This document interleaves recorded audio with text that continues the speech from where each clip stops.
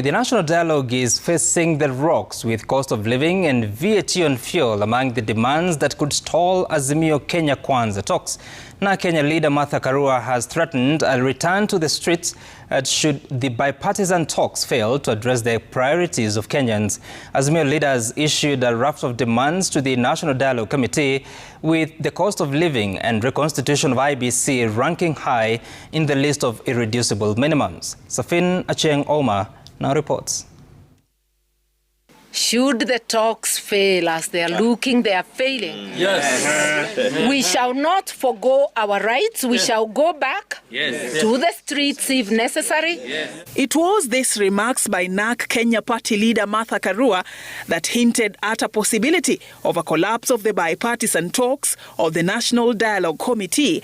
Speaking at the party headquarters on Thursday, Karua suggested that the country may go back to the drawing board should the talks fail to address what she described as issues of priority for Kenyans. We are saying no to intimidation, and we are calling upon Kenyans to join and hold hands so that we restore sanity in our nation.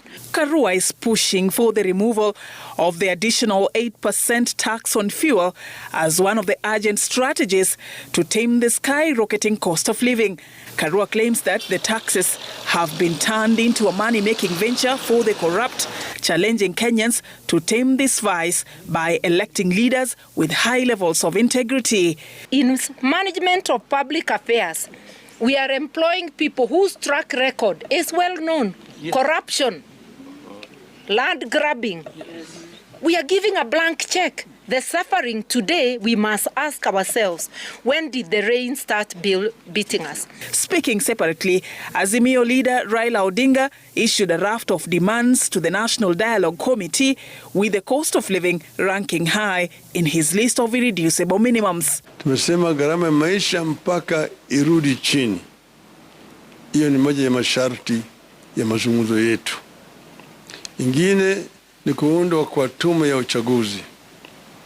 Tatu ni ukaguzi ya matokeo ya uchaguzi iliyopita. Nne ni mambo ya kutuingilia kwa vyama vingine vya kisiasa.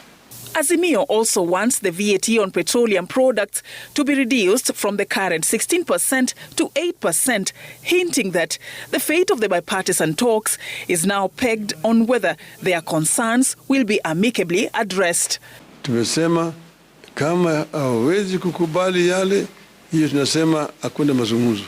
The Azimio leader said that they will announce their next course of action after the National Dialogue team finalizes its deliberations. Safin Acheng-Oma, Citizen TV.